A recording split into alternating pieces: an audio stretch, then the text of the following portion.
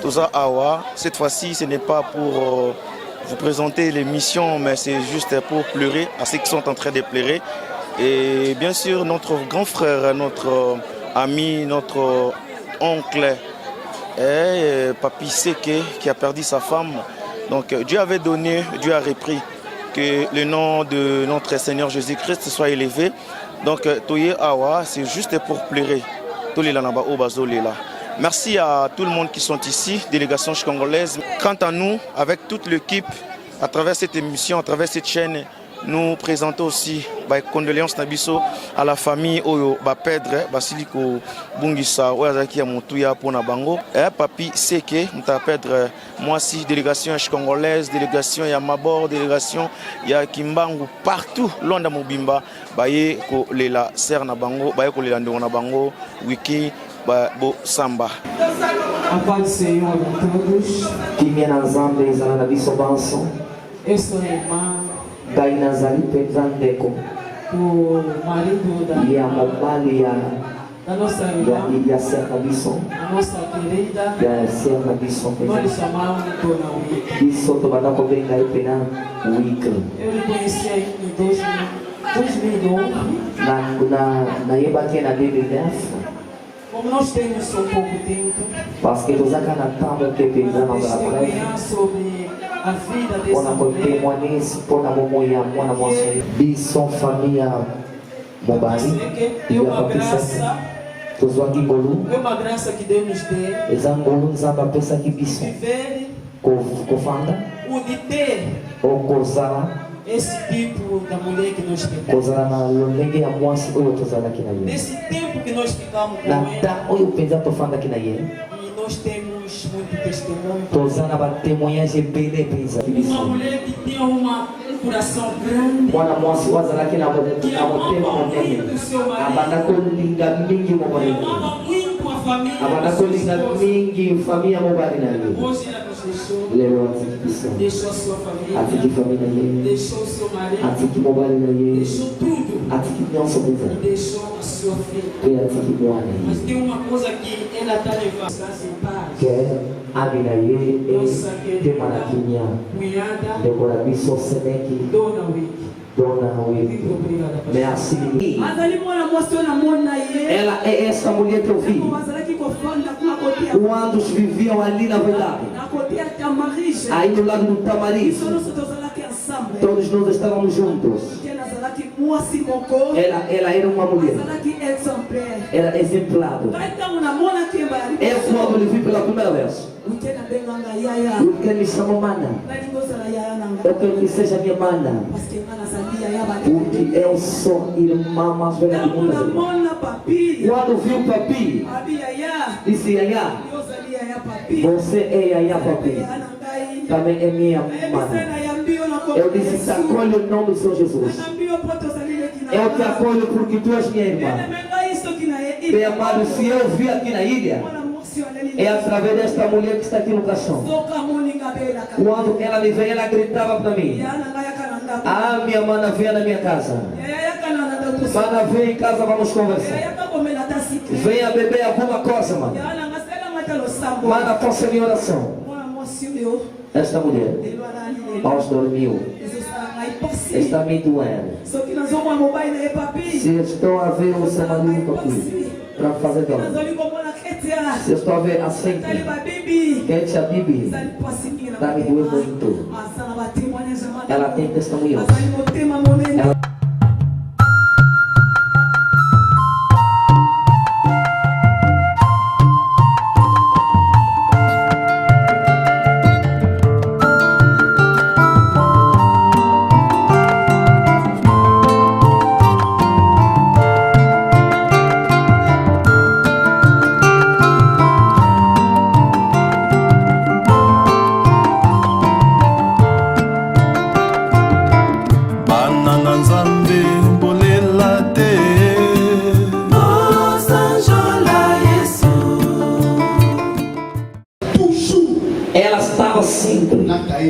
Com o seu cabelo, com a sua Bíblia.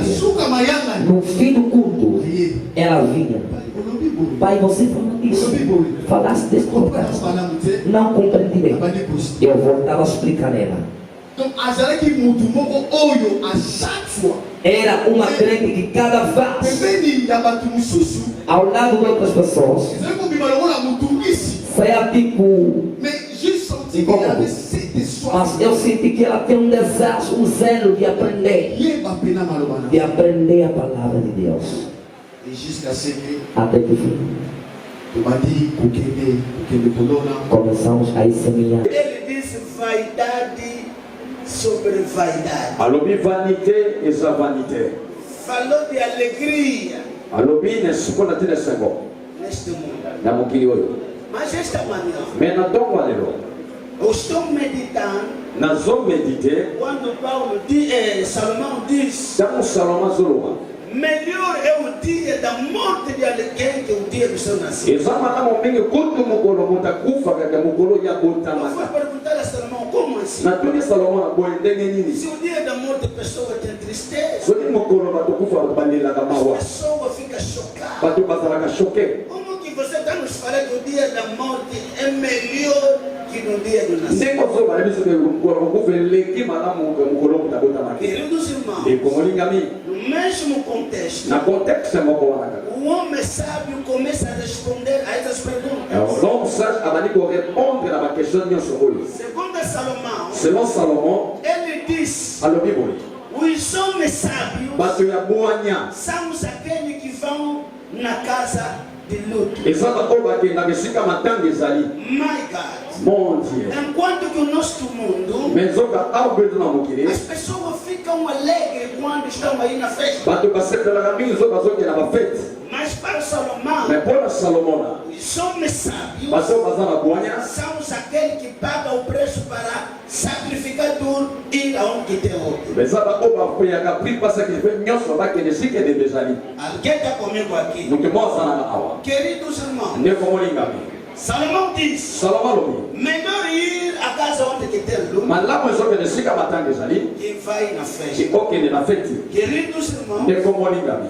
devemos diferenciar, Et ça c'est ça la différence. aleluia, Amen. a casa do luto Et ce qu'a matin des ali e a casa da festa. et la maison de fête. Só que o mundo mudou tudo. Même au qui ne change nyonso. Até no dia de óbito, Même au la matin là, as pessoas querem festa. bato balika fête. As pessoas dão um programa melhor roupa meter. Bato basolo que la bagi toko ya As wala. pessoas querem se apresentar. Balinga mi moni sama. Queridos irmãos, Ne komolinga mi. no dia de óbito, Mokolo yebembe boy. onde que tem luto, Et ce qu'a matin des ali, é diferente do lugar da festa. et ça très différent na misika fête. Posso pregar? Na bolo. Salomão nos diz: Salomon lobi na bisoboy. no dia da morte de alguém, Mokolo mota kufaka. para Deus Pona nzambe. é uma grande escola Et ça école moko ya munene. para os filhos. Pona bato basana bomoi. O dia da morte de alguém, Mokolo moto moka kufaka.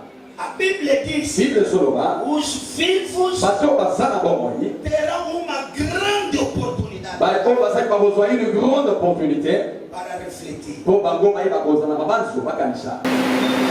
Deus permite a morte de alguém Nzamba permetaka liwa mutu moko. para ensinar os vivos. Po enseigner ba ko baza vivant. Queridos irmãos, Ne komolinga bi. vamos refletir sobre o quê? Tokanisa tokanisa nikolo ya nini? Quando alguém morre, Tango mutu como a akufi. nossa querida está aqui. Lokola ndeko na biso weekend akufi. Primeiro, Eloko yango. deve refletir sobre o dia da tua morte. Il faut on réfléchir mukolo pe ya kufa ya yo moko. O homem sábio diz: On me sage alobi. os vivos não podem esquecer, Bato bazana bomba ba ko bosana te. porque dia Parce que un jour, você também vai morrer. yo pe okufa.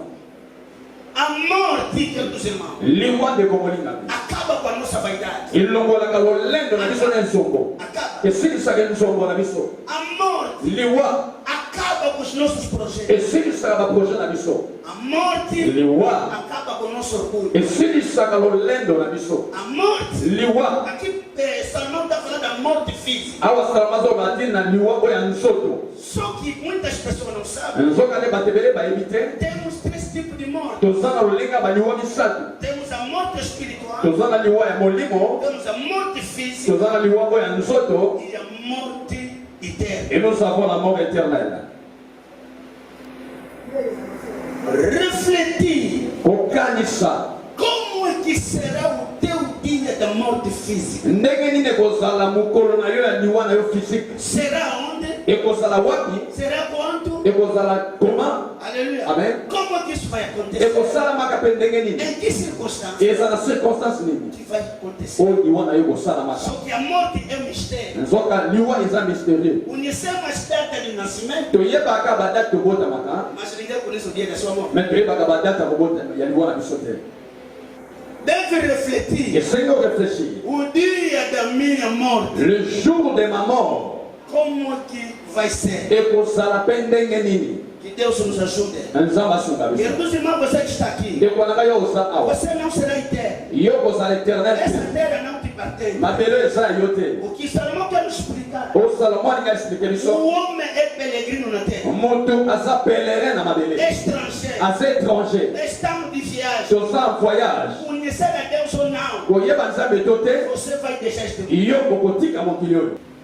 Chegou a morte no dia 13 de abril de 2022, às 22 horas e 45 minutos, no hospital da cidade do Breda.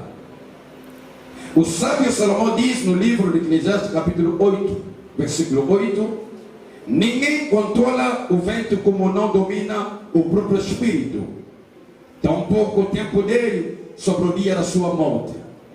Nessa luta ninguém sai vencedor.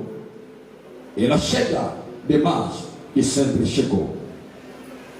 A nossa querida, o seu nome, a irmã Fernanda Vitória Bossamba Wicker, nasceu ao 20 de maio de 1978 em Kinshasa, capital da República Democrática do Congo, no Hospital Geral Mamayemo.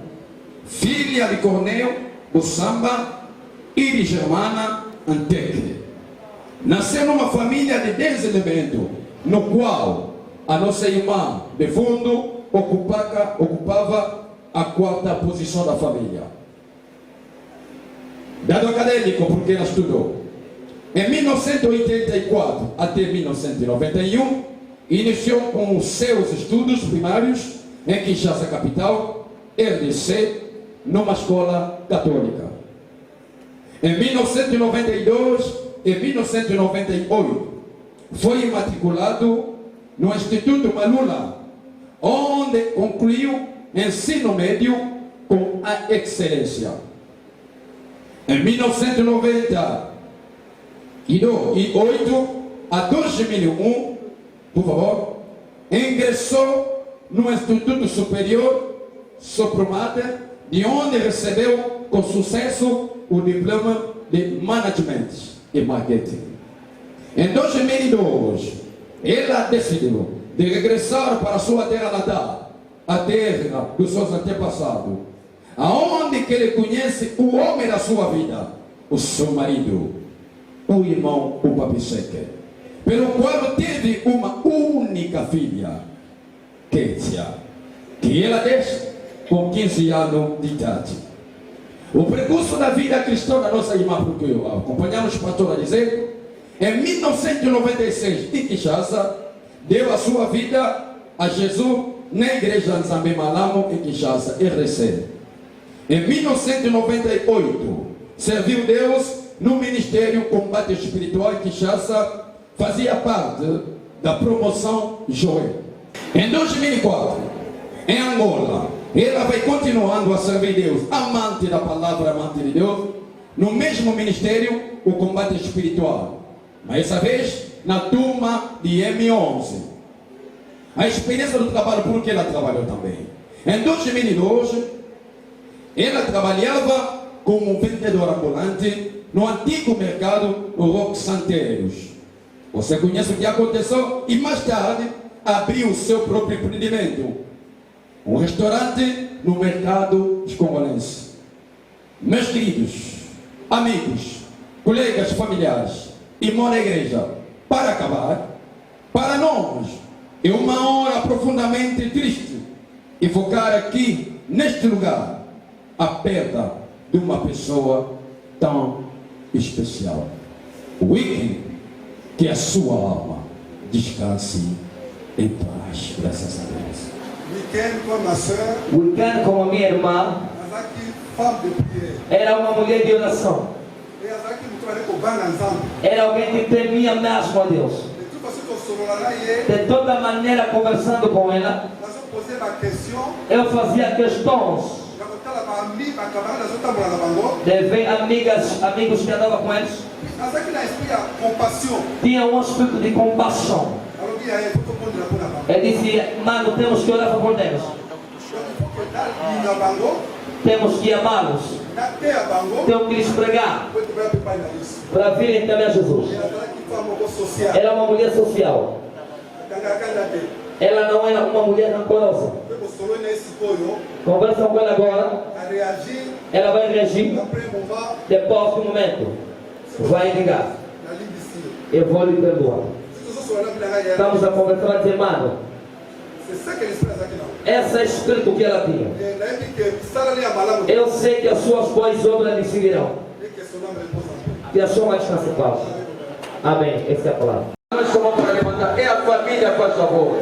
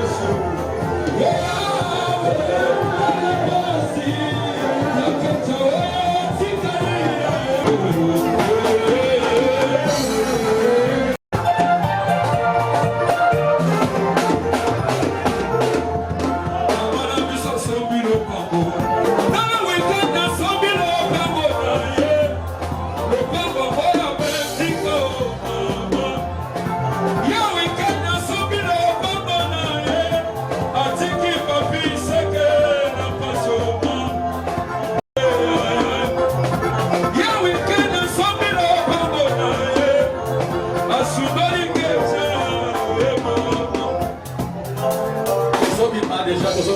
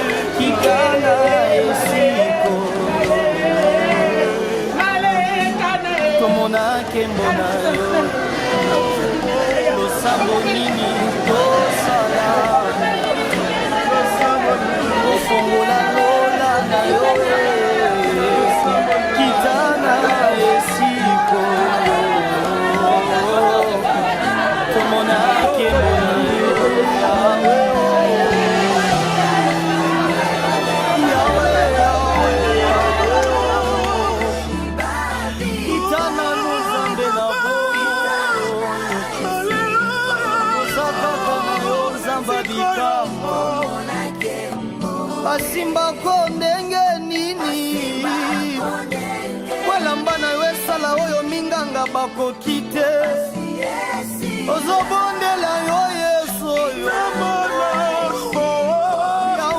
Yahweh Obondelo ndenge nini Yesu Obola sonye kangami na nzoto Ozobondela yo Yesu Omona kembo na yo nzamba bikamwa Nazomituna baluka kondenge nini Yahweh Yebiselo sambo Itananu Yahweh Mitema na biso eza dispose Pona yo Yesu Tomona kembo na yo Vanité de vanité, poursuit du vent. À combien sert-il à l'homme de tout gagner sur la terre et perdre son âme? Tout ce que tu peux faire pour ton corps un jour, ton corps te décevra. Comment? Nakosala nini pona nzoto na ngai, nasili kosala pe nalembi. Nakosala nini pona nzoto na ngai, nasili kosala pe nalembi. Nzoto yo sengaki ngai elamba, nzoto napesaki yo. Nzoto yo sengaki ngai masanga, nzoto napesaki yo. Nzoto yo sengaki ngai boîte de nuit to bare, nakotisaki yo. Kasi lelo yo nzoto okei na lilita, opesi ngata merci te na nyonso nasaleli yo.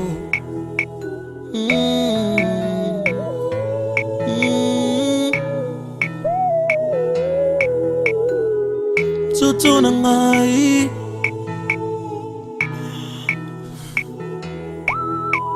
nzoto sengaki ngai basi ya pembe, ngai napesaki yo.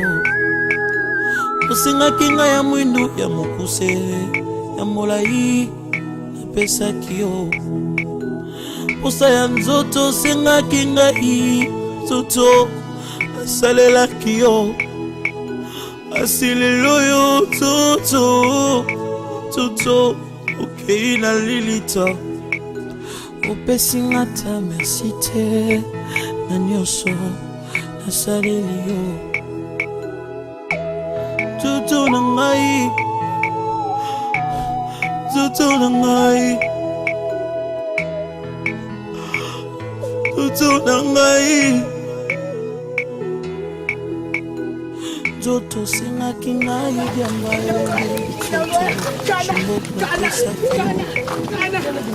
shishoto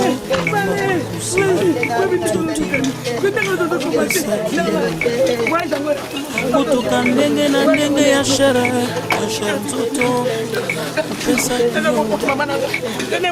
nzoto sengaki ngai kabelo nzoto apesaki yo avoyage kilikili posa na yo nzoto asalelaki yango asilelo yo nzoto okei na lilita opesi nga ta merci te na nyonso asaleli yo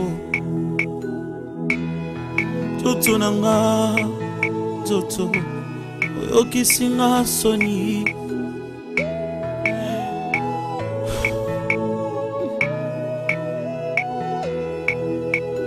nakosala nini mpona nzoto nanga nasili kosala mpe nalembi nakosala nini mpona nzoto nanga nasili kosala mpe nalembi nzoto osengaki ngai nyonso nzoto napesaki yo nzoto osengaki ngai bana nzoto nabotaki bango nzoto sengaki ngai bambongo nzoto apesaki yo kindumba osengaki ngai nzoto nasalaki yango koyiba to kuluna osengaki nga nzoto nasalaki yango koeskroke bato ntango nyonso nzoto ngai napesaki yo koboma bato ntango nyonso na bututu na moi nzoto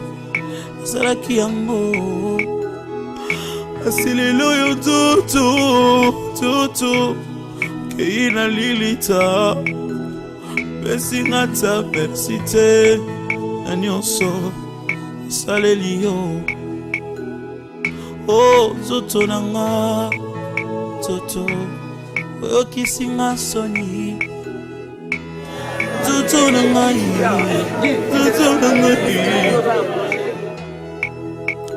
nzoto sengaki nga nasimbakisi ye nzoto asalaki yango awa yesu koteya te nzambe apambola pastor ateyaki biso nyonso kuna na sali awa bible elobi na livre ya Ecclésiaste chapitre 9 verset 5 bato na bomoi bayebi ke lobi bakokufa me baoyo esi bakufi bayebi su eloko te po mémoire na bango ezosala eloko te yango esika touti kotanga bible ezotalisa biso ke toutaki na mabele mpe tokozonga na mabele tika na moma oyo moto akozwa lokumu na nyonso rien que notre Seigneur Jésus-Christ. Que les Écritures soient accomplies aujourd'hui dans la vie de notre Seigneur. Amen.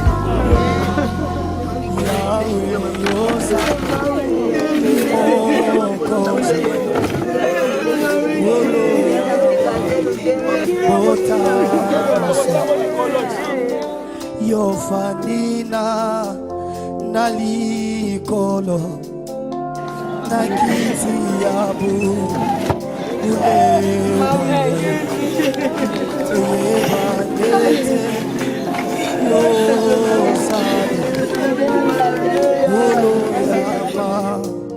bota nyonso libota naba nana nzambe tokumisako mbona kolo dosanjola ye yaka molimo na zambi sokanaka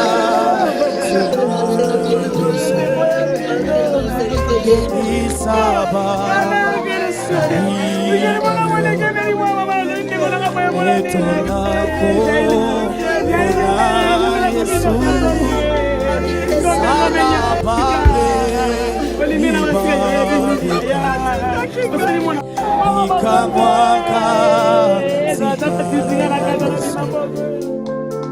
Tandalobo Konaguya Nakomona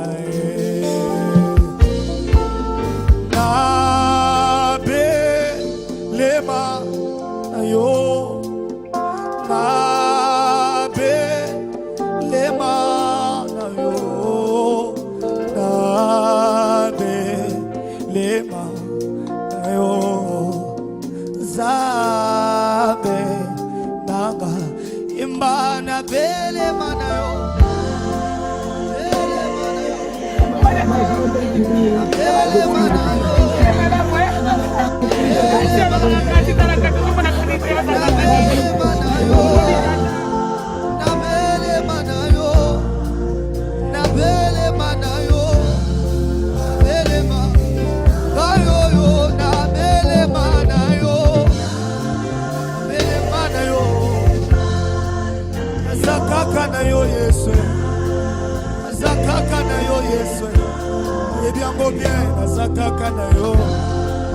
Zambe na bandana nene kodime Mboya bo mwana na ngaye Amen Yango Yesu aye Yesu aye kopesa Yesu aye Yesu aye.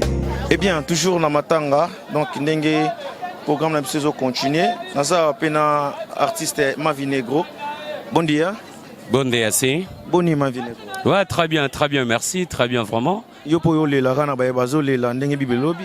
Yo ibi pena donc liwa ezanzela mutu nyonso vedi pena to le la na batu nyonso ba kufeli. Principalement des naza na opesa mes condoléances na famille yo ba perdre pour biso nyonso peut te perdre. Netu personnellement naza étant qu'artiste Angola naza Mavi Negro artiste international. Nalandi Papa Rocky. Papa Rocky, vraiment mes condoléances à vous. Nzamba Zala, Kimia toujours.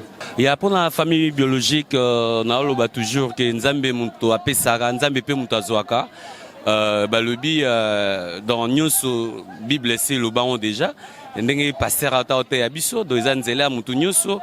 Vedu tous a toujours pris dans la vie nabiso ndeto mene vie nabiso to biki ndeko nabiso ake mais namoli motozane toujours pour ando sambela makasi en tout cas on est à lokumu nabiso ba to sambela Seigneur Jésus-Christ de Nazareth en tout cas famille ekufeli boza toujours na bunzambe pour moto akufi atiki un bon exemple à suivre abando sambela vraiment ba témoignage partout en tout cas merci à Merci l'artiste, on est ensemble, merci. Yakoza Nabiso, que le Seigneur vous bénisse. Bon dia. Bon dia. Mais moi Koufi as artiste mais moi artiste basé Belair. Bon, koloba ke muto Koufi as artiste azaka être aimé le quoi biso. Voilà. Alors d'autres pas kota la pesu mobile naza muntu pe ya bato. Donc esenga ki ka bongo babi bolela ba olela. Boseka na bao bao sepela pe bozana monge longo quoi donc pona biso to mona ki ezaki hommage ya bien ko ya okabula na mawa po o ya perdre ça très important pour nae. Merci aussi à Yarobi Visor délégation congolaise, il y a mon ami Soso qui est là, il y a aussi mon ami Tati Fingila qui est présent, il y a aussi les Américains et il y a aussi il y a Alain Visor. Et il y a Patoukia Malimère de Lemba, il y a aussi celui qu'on appelle Pati Mamboulou Avokou Direct qui était avec nous. Bino Tbosepé dans la vidéo, commentez, partagez et surtout n'oubliez pas de vous abonner sur cette chaîne Miss Guelle Télévision. Que le Seigneur vous bénisse, à la prochaine, ciao.